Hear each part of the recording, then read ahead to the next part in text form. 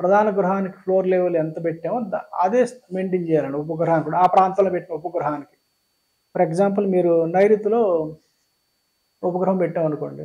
నైరుతిలో ఎంత ఫ్లోరింగ్ ఉందో ఇంటి లోపల అది మెయింటైన్ చేయాలి. అదే స్థాయి. అంటే కొంచెం పెరుగుద్ది తప్ప తగ్గదు.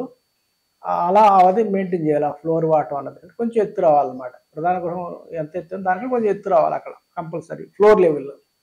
ఫ్లోర్ విషయం. హైట్ విషయంలో ఖచ్చితంగా ప్రధాన గృహం కంటే కిందకే ఉండాలి. తక్కువే ఉండాలి ఎత్తు. అది ఇంపార్టెంట్ చెప్పారు. మనం కట్టే ఉపగ్రహాలు ఏమొస్తుంటాయంటే గ్రామాల్లో అయితే వంటశాలలు గాని, వంటశాలలు, బాత్రూములు, స్టోర్ రూములు ఇలాంటి అలాగే ధాన్యం నిల్వ చేసుకోవడానికి గాని ఇలాంటియన్నీ వస్తుంటాయి మనకి రూమ్స్. అలాగే ఇప్పుడు పార్కింగ్ కోసం షెడ్‌లు లాంటివి యేసుకుంటారు.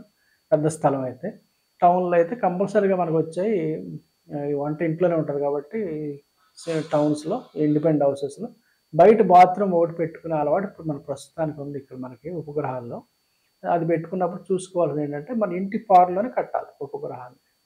రెండోది కాంపౌండ్ లోపల ఉంటది ఉపగ్రహం అంటే ప్రధాన గృహానికి బయట ఉంటది. కాంపౌండ్ లోపల ఉంటది ఉపగ్రహం అంటే.